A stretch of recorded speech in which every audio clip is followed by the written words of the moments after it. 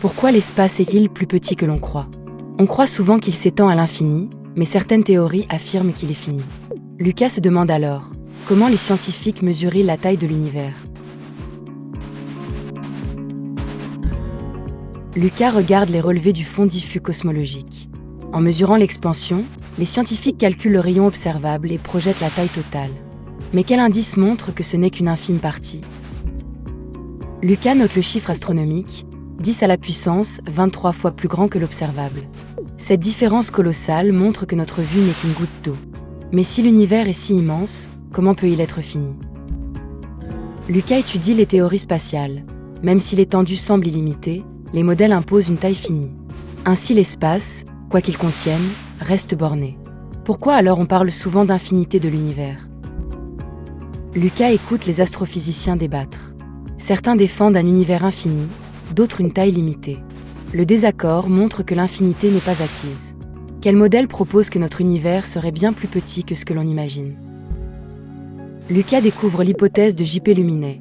Un cosmos compact, replié comme une salle de miroir, bien plus petit que l'on croit. Ainsi l'espace, malgré son apparence infinie, se révèle limité. Voilà pourquoi l'espace est plus petit que l'on croit. Mais alors, comment les scientifiques peuvent-ils concilier un univers fini avec une taille bien plus grande que l'univers observable?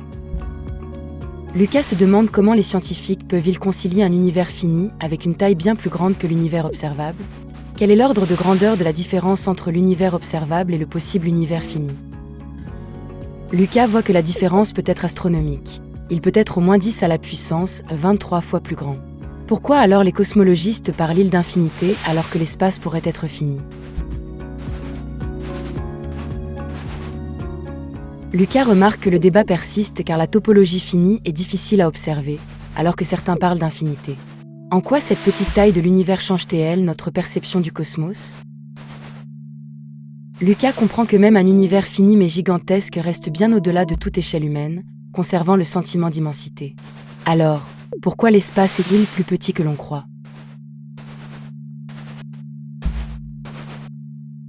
Voilà pourquoi l'espace est-il plus petit que l'on croit. Lucas te montre que, même si l'univers observable ne représente qu'une goutte, les théories indiquent qu'il est fini et peut dépasser de 10 à la puissance 23 fois cette goutte. Ainsi l'immensité reste limitée. Voilà toute l'histoire, d'un seul regard. Maintenant, tu sais. Dessine-moi le monde.